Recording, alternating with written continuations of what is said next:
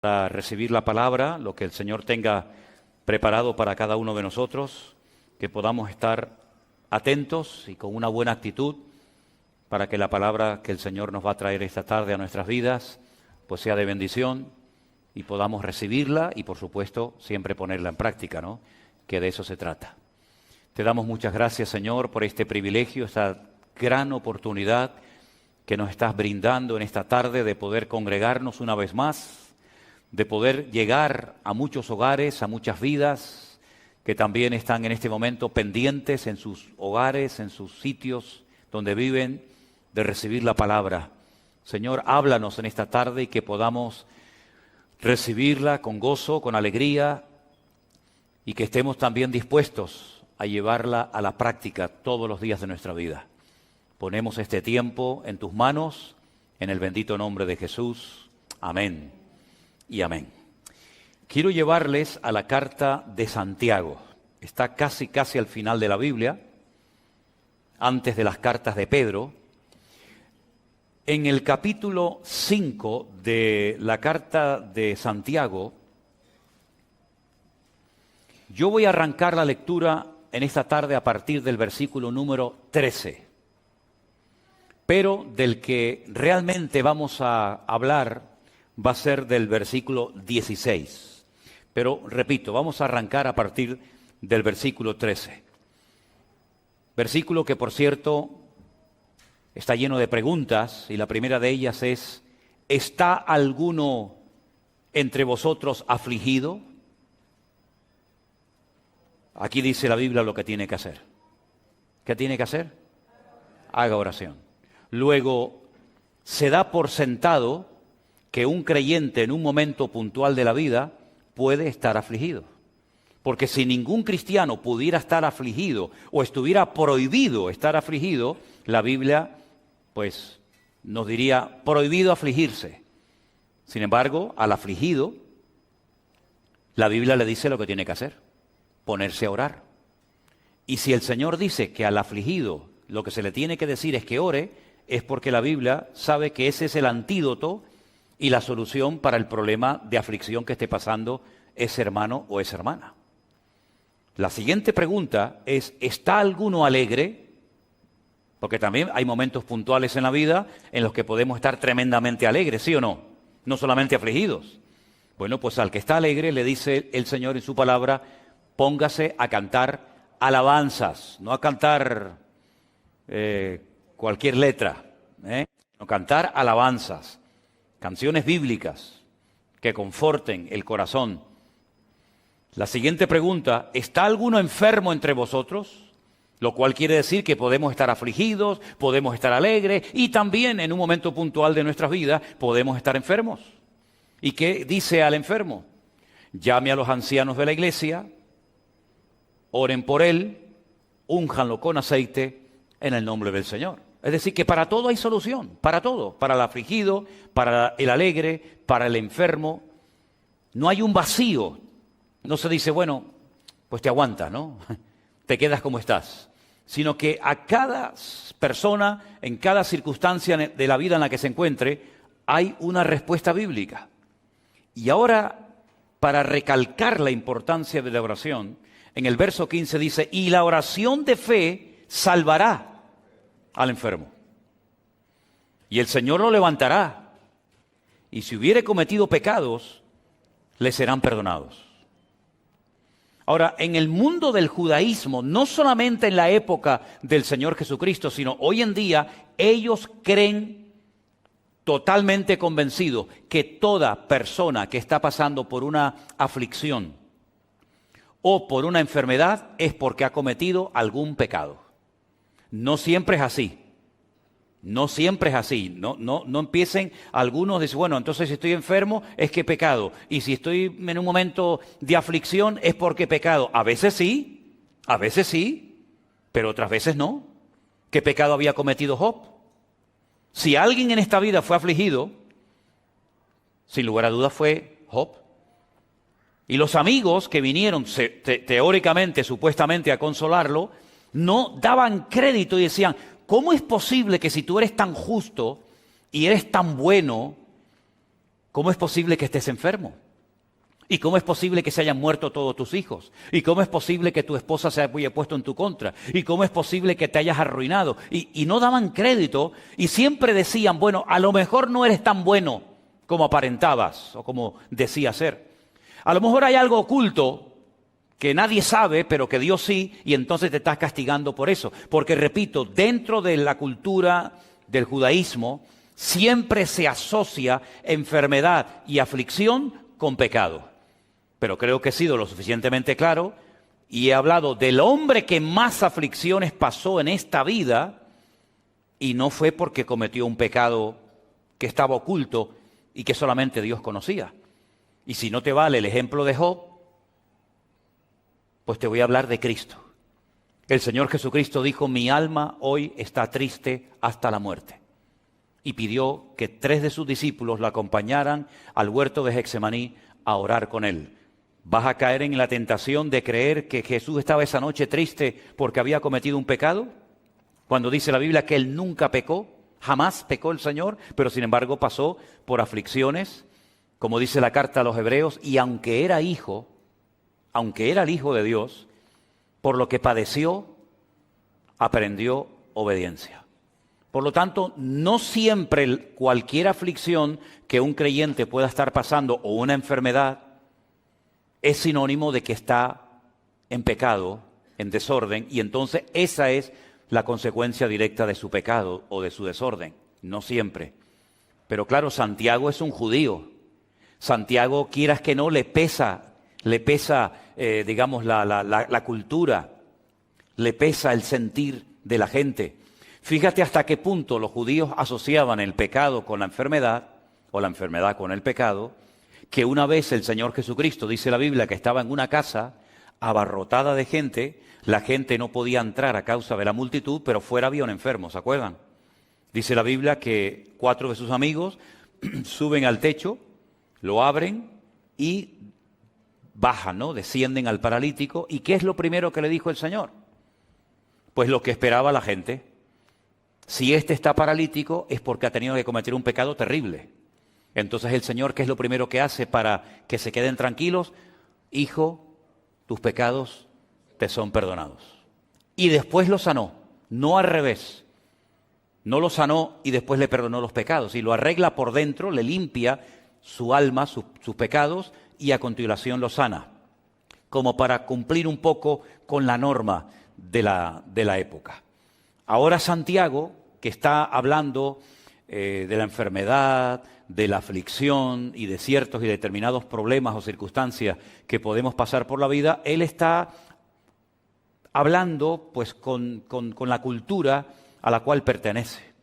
Él dice que si alguno está enfermo y se ora por él, el Señor lo sana y le perdonará sus pecados. ¿Te das cuenta cómo asocia otra vez, sin querer o queriendo, los pecados con la enfermedad? Pero va más allá. En el versículo 16 dice, confesaos vuestras ofensas unos a otros, orad unos por otros, para que seáis sanados. Fíjate cómo él asocia la sanidad, el milagro, con confesar las ofensas y con orar unos con otros. Bueno, tengo también que decir que hay gente que está mal, porque no solamente están mal consigo mismos, sino que a lo mejor su relación con alguna persona de su entorno, pues no está muy bien que digamos. Y eso te afecta espiritualmente y a la larga también te afecta físicamente. El libro de Proverbios nos habla mucho acerca de la envidia, de los celos, de la falta de perdón, del tener resentimiento, amargura en el corazón, que al final te termina pasando factura en los huesos, en los riñones, en el corazón y en otros miembros del cuerpo. Así que hay que ir muy delicadamente con este tema, porque hay creyentes o hay iglesias que enseñan que cada vez que te pasa algo malo, cada vez que te enfermas, cada vez que tienes alguna aflicción, es un castigo porque has pecado y has desobedecido al Señor. Bueno, repito, a veces puede ser que sea así, pero no siempre es así. La regla no siempre funciona así, sino que a veces hay cosas que no entendemos, pero que Dios permite una prueba en nuestra vida Bueno, pues para enseñarnos algo, para que oremos más, para que nos acerquemos al Señor y para que descubramos la fidelidad de Dios, la cual hemos cantado en esta tarde, en todas las circunstancias de la vida en la que nos encontremos. Ahora, Santiago dice que no la oración en sí misma, sino la oración eficaz del justo es la que puede mucho. Alguien dijo en cierta ocasión que el último elemento en la oración tengo que ser yo. Si nosotros vemos el Padre Nuestro, antes de que en el Padre Nuestro se pidan algunas cosas, ustedes saben que hay varias cosas que se piden, ¿no? En el Padre Nuestro, el pan nuestro de cada día danoslo hoy, perdona nuestras deudas como nosotros perdonamos a nuestros deudores, no nos metas en tentación, líbranos del mal. Antes de llegar a las peticiones, al principio se exalta y se glorifica el nombre de Dios. Santificado sea tu nombre. Venga a nosotros tu reino. Ahí no se está pidiendo nada a título personal, sino que lo que pretende el que ora, que puede utilizar esa oración como una base o como un modelo, es glorificar a Dios, levantar en alto su nombre, que en la oración el centro sea el Señor y no yo, y después, paulatinamente, progresivamente, el que está orando, utilizando esta oración modelo, comienza a pedir cosas a título personal. Pero en la oración yo tengo que ser el último en la lista y el primero que tiene que aparecer en nuestras oraciones siempre es el Señor.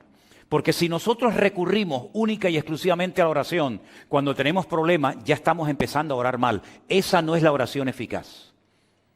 Si la oración eficaz del justo puede mucho, a mí me interesa saber en qué consiste una oración eficaz. Porque si la Biblia dijera que la oración puede mucho, eso significa de que no tiene ninguna condición, ningún requisito, la oración en sí misma. Pero es que no dice eso la palabra. La palabra dice que es la oración eficaz la que puede mucho. Si ustedes se dan cuenta, esa última frase, la oración eficaz del justo puede mucho, es la última parte de un versículo que empieza diciéndonos lo que hay que hacer para que mi oración sea eficaz. Porque muchas veces decimos, la oración eficaz es la que se hace en el nombre de Cristo. ¿Es verdad? Es verdad, no hay nada que añadir, no hay nada que objetar. La oración eficaz es la que oramos conforme a la voluntad de Dios. ¿Es verdad?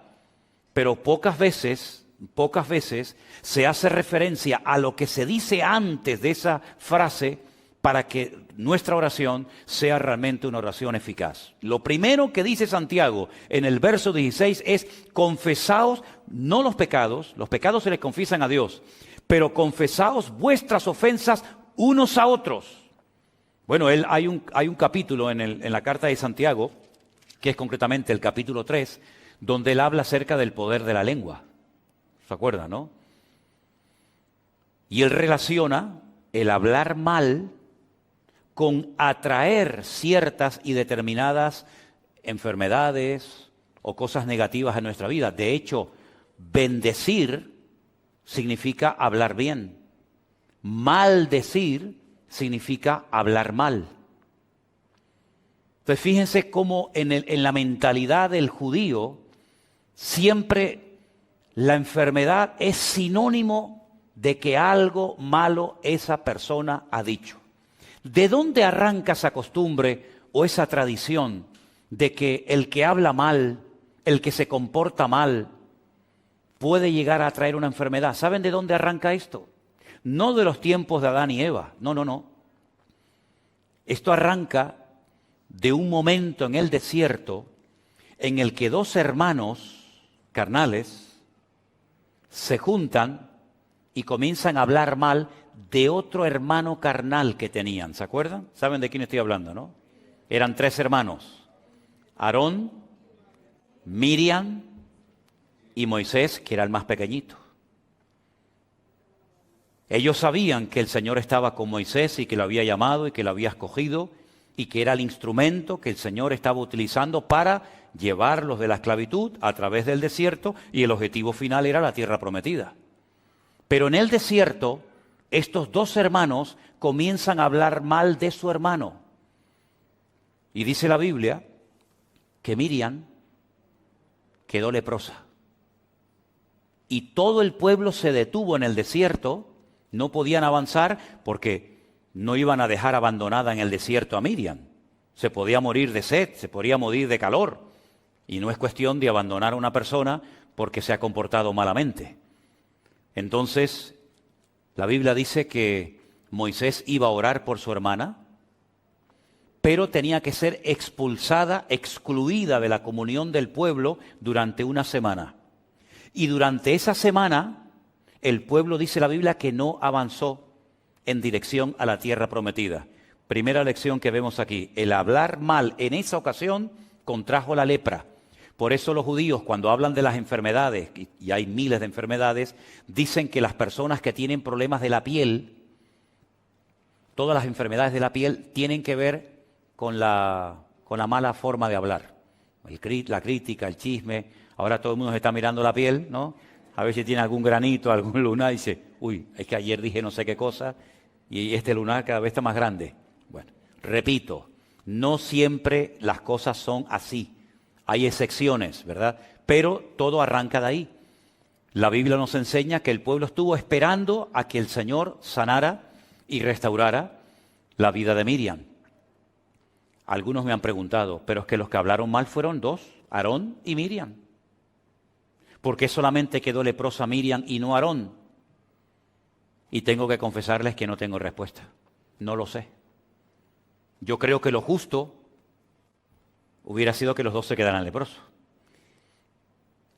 Pero a lo mejor fue Miriam, al ser la hermana mayor, la que en vez de ser un ejemplo a su hermano Aarón, le dio un mal ejemplo y lo arrastró a una crítica, porque parece como que Miriam fue la que movió o dio pie a la crítica, y entonces tú empezaste y contigo el Señor pues tiene que tratarte de una manera diferente para que tu hermano Aarón vea el ejemplo.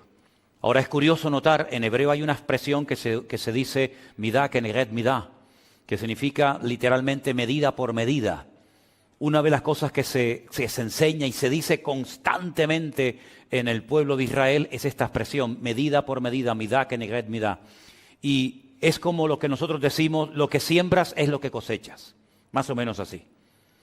¿Quién fue la persona que estuvo esperando qué iba a pasar con el destino, con la vida de Moisés? Cuando llegan y lo ponen en el río Nilo, en aquellas cestitas, ¿se acuerdan? Pues bueno, en principio la idea era que se salvara, pero podía morir en cualquier momento. ¿Quién estuvo esperando allí tranquilamente, viendo, observando lo que le pasaría a su hermanito? ¿Quién estuvo viendo allí? Miriam. Estuvo esperando y no se fue hasta que la hija del faraón llegó y dice, ¡ay, qué niño tan hermoso! Dice, qué niño hermoso, cogió y se lo llevó y lo adoptó como si fuera un hijo suyo.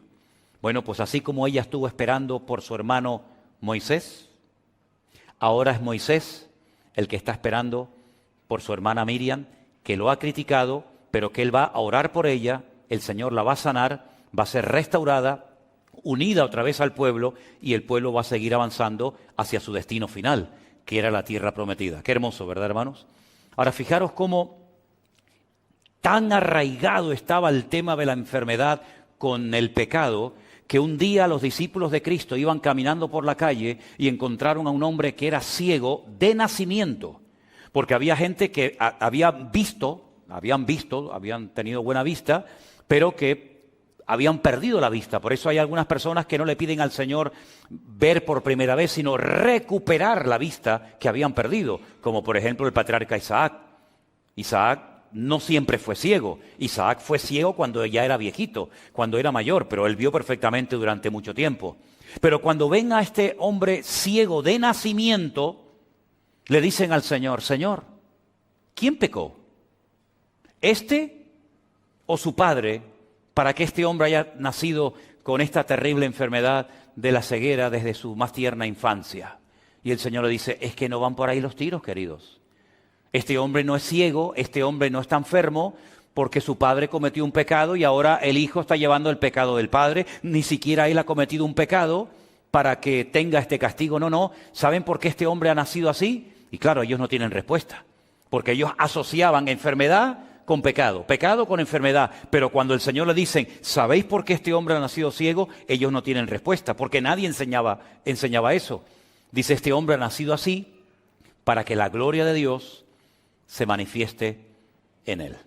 Y se den cuenta ustedes que esos argumentos que ustedes tienen no siempre son acertados, no siempre son correctos, sino que aquí hay una excepción, ¿verdad? Y esta excepción es que yo estoy aquí para ser glorificado en la vida de este hombre. Pero Santiago, como es judío, él dice, para que una oración sea eficaz, lo primero que tiene que haber es que se arreglen las relaciones interpersonales entre los hermanos. Es decir, que se confiesen las ofensas, que se arreglen los hermanos, y entonces una vez que ya se han confesado, que ya se han puesto en orden otra vez, orar el uno por el otro, y entonces viene la sanidad.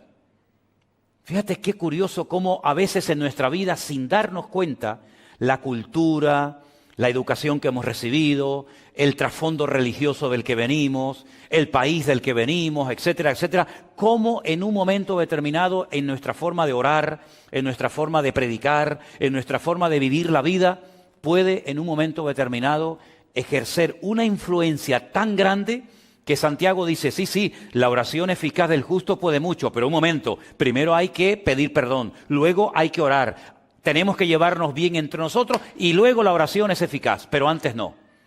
Bueno, yo creo, sinceramente, con todo mi corazón, que la oración, por supuesto, es el antídoto y la respuesta divina, la respuesta celestial para muchos males de la vida, pero creo que también, y pocas veces, o yo personalmente nunca he escuchado a nadie que diga que la oración es una escuela. La oración es una escuela y quiero explicarme. ¿Por qué oramos nosotros? ¿Por qué oramos? Porque cuando generalmente oramos por algo, es porque ese algo, por nosotros mismos, no lo podemos conseguir, ¿sí o no?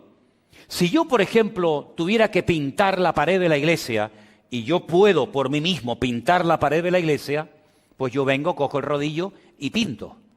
Si yo puedo salir a la calle y hacer cualquier cosa por mí mismo, instintivamente lo vamos a hacer. Pero la oración me enseña a depender de Dios. Porque hay cosas, como cristiano, por mucho conocimiento bíblico que usted pueda tener, por muchos años que lleve en la iglesia, por mucho tiempo que lleves en el ministerio predicando la palabra, hay un momento en el que tú dices, yo me siento incapaz, totalmente impotente de solucionar este problema. Por ejemplo, hace poco prediqué de Jairo. ¿Se acuerdan de Jairo, el principal de la sinagoga de Jericó? Ese hombre sabía la Biblia de memoria. Era un rabino, era una persona con influencia, una persona que daba consejos a casadas, a solteros, a viudos, a matrimonios. Pero hay un momento en el que él tiene un problema familiar que su religión, su conocimiento, su experiencia en la vida no le ayudan. ¿Y a quién tiene que ir? A buscar ayuda al maestro.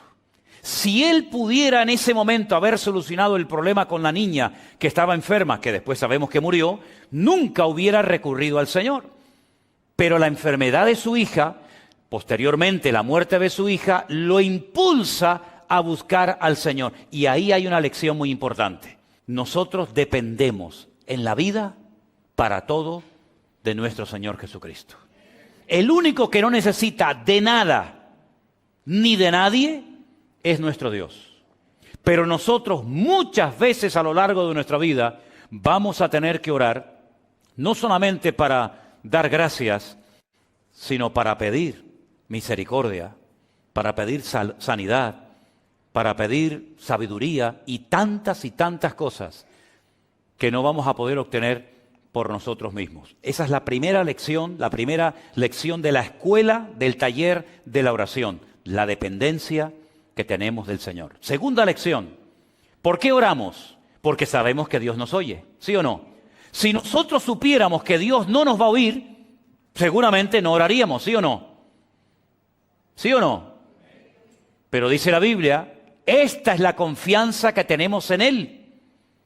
Que si pedimos alguna cosa conforme a su voluntad, sabemos que Él nos oye. Y si sabemos que Él nos oye, tenemos las peticiones que le hayamos hecho. Segunda lección, nuestro Dios nos oye porque no es un Dios sordo. Esto que para nosotros es normal, orar por la comida, orar por un hijo que se va a la escuela, orar por un principio de un culto, orar por cualquier actividad, esto ya lo hemos aprendido y lo tenemos tan interiorizado que para nosotros no es ningún problema saber que cuando oramos al Señor, el Señor está oyendo nuestra oración. Tercera lección que enseña la oración, que Dios no solamente me oye, sino que Dios responde. Y hay muchas pruebas y testimonios, yo creo que aquí entre nosotros y los hermanos que nos están viendo esta noche en sus hogares, que nuestro Dios no solamente nos oye, sino que nuestro Dios nos responde. ¿Hay alguien aquí que en algún momento de su vida pidió al Señor algo y el Señor se lo concedió? Entonces es algo que no hace falta enfatizar demasiado, porque todos sabemos perfectamente que Dios no solamente oye, sino que Dios también responde a nuestras oraciones. Entonces todo esto que les acabo de decir, el confesar los pecados, el no tener nada con ningún hermano o hermana, el orar los unos por los otros, todo esto son los ingredientes que me permiten a mí después ir a orar y saber que esa oración Dios la oye, Dios la responde y es una oración eficaz, es una oración efectiva. No es una oración que es una pérdida de tiempo, sino es una oración que obtiene los resultados por los cuales se hizo tal oración. ¿Se dan cuenta? El Señor Jesucristo, cuando está en el cementerio donde está enterrado Lázaro, ¿qué dijo? Padre, gracias te doy porque sé que siempre me oyes. Nunca dudemos de que nuestra oración, cuando se la elevamos a nuestro Dios, Dios siempre nos va a oír y si es su voluntad y el tiempo adecuado, el Señor responderá a nuestra oración. Pero creo que también a veces es bueno que nos examinemos a nosotros mismos. Además es bíblico, ¿sí o no? Cuando celebramos la Santa Cena solemos leer esos versículos de 1 de Corintios que dice, probaos a vosotros mismos para que no seáis juzgados. Examinaos a vosotros mismos. Y en ese contexto de probarnos, en ese contexto de examinarnos a nosotros mismos, Pablo por ahí mete la idea y dice, porque por haber tomado indignamente el cuerpo y la sangre del Señor, muchos duermen, muchos hay débiles entre vosotros y hay muchos enfermos. ¿Te das cuenta cómo una vez más Pablo demuestra bíblicamente que hay, no siempre, pero hay momentos y circunstancias en la vida en la que algo que nos puede estar pasando es consecuencia de algo que estamos haciendo o diciendo mal? Porque repito, bendecir es hablar bien y maldecir es hablar mal. Por eso Santiago dice, la boca es como una fuente. Y una fuente, no existe en el mundo una fuente que echa agua dulce y al mismo tiempo agua salada. O echa agua dulce o echa agua salada, pero las dos cosas no puede ser. Y Santiago dice que a veces en nuestras lenguas, en nuestro vocabulario, en nuestra forma de hablar, salen palabras adecuadas y salen palabras inadecuadas o incorrectas. Y eso es lo que muchas veces paraliza, permítame la expresión, congela la oración. ¿Por qué? Porque no se están dando los ingredientes adecuados para que esa oración sea respondida por nuestro Dios. También es verdad, y hay que decirlo, lo podemos ver perfectamente en la carta, en el libro de Daniel, que hay momentos en la que la oración entramos en un nivel de guerra, de batalla espiritual. Daniel oraba y ayunaba durante 21 días, no recibía ningún tipo de respuesta hasta que un ángel le viene y le dice, es que he estado peleando contra el príncipe de Persia. Tu oración fue oída desde el primer día que te dispusiste a orar, tu oración subió a la presencia de Dios. Pero una cosa es que suba la oración y otra cosa es que baje la respuesta. Son dos cosas diferentes. Y aquí de lo que se trata no solamente que Dios me oiga y que suba a su presencia mi oración, sino que yo obtenga la respuesta a la oración. Pero hubieron interferencias, hubieron guerras espirituales por el camino y al final, pues con la constancia y con la perseverancia se ha obtenido la respuesta y el favor de Dios. Así que, queridos hermanos, yo creo que es muy bueno que de vez en cuando nosotros, antes de orar, nos hagamos la siguiente pregunta. ¿Cómo está mi relación con mi Señor? ¿Cómo está mi relación con Él? ¿Hay interferencias? hay cosas que están bloqueando la oración. Mire, le voy a poner un ejemplo. Pedro dice que hay oraciones que están siendo intersectadas, tienen interferencias, no son efectivas. Y habla, por ejemplo, del matrimonio. Dice, no tratéis ásperamente a vuestras mujeres, lógicamente se refiere a los maridos, ¿no? A los que están casados. No tratéis ásperamente a vuestras mujeres. ¿Y qué dice? ¿Alguien sabe lo que dice lo siguiente del versículo? Exactamente. Para que vuestras oraciones no tengan estorbo. Y uno dice, ¿qué tiene que ver que yo haya discutido o peleado con mi mujer hace 10 minutos para después ir a la presencia del Señor y orar? ¿Es que Dios no me va a responder a mi oración? ¿La respuesta cuál es? No. ¿Pero por qué no? Porque ya te lo estoy diciendo.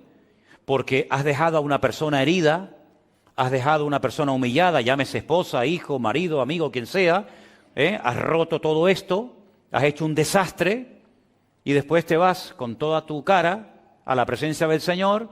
Señor, respóndeme, Señor, ayúdame. Y el Señor dice, no, esto no funciona así. Esto no funciona así, querido.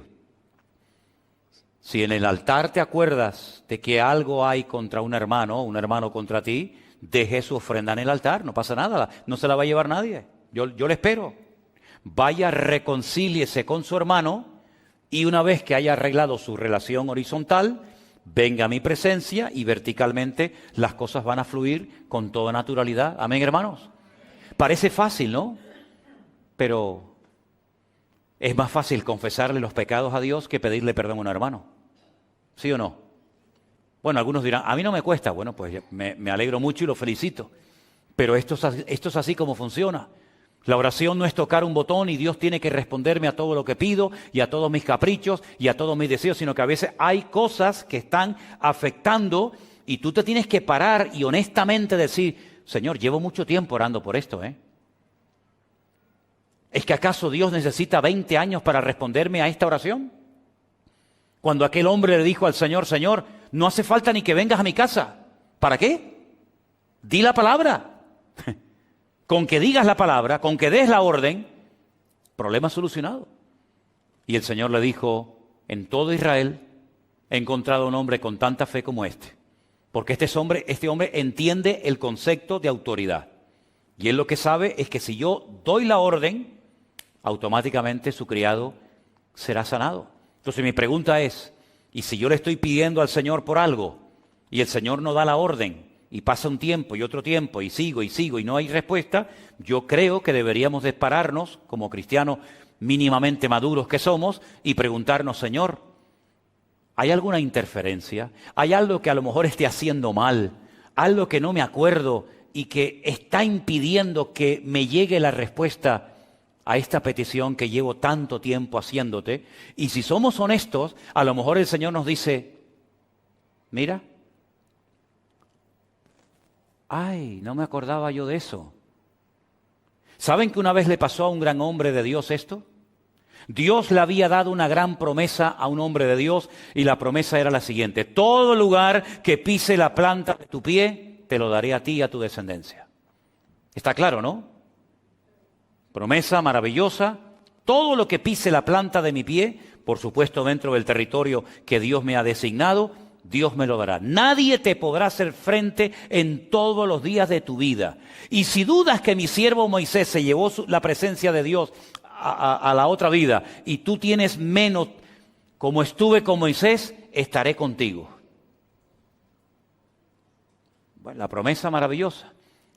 Atacan la ciudad de Jericó, la ciudad cae conquistada inmediatamente. Una victoria contundente para la gloria del Señor. Hasta todavía seguimos predicando de la victoria de Jericó, a pesar de que han pasado miles de años. Pocos días después se van a un pequeño pueblecito llamado Hai, son derrotados, son humillados, hombres perdieron la vida, niños llorando porque su papá murió, mujeres viudas, un desastre. Josué se rasga las vestiduras y dice, aquí hay algo que no me encaja. Tú me dijiste que ibas a estar conmigo todos los días como estuviste con Moisés. Yo no me inventé eso es una promesa que tú me diste a mí.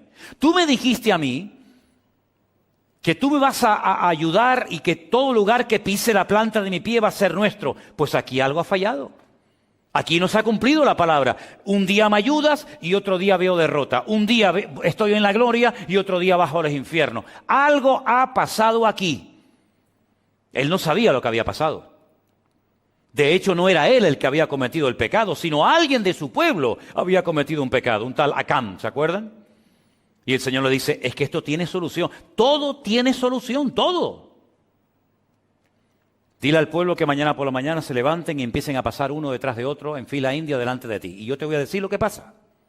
Tú ahora mismo no te enteras, estás preocupado, estás nervioso, a lo mejor hasta un poco enfadado, pero yo te voy a dar una lección mañana por la mañana. Espera, tranquilo. Todo el pueblo comienza a desfilar, tribu por tribu, familia por familia, hasta que el Señor dice, alto, para esa familia, sepáralos. Separó a toda una familia, los demás se pueden marchar. Quédese esta familia.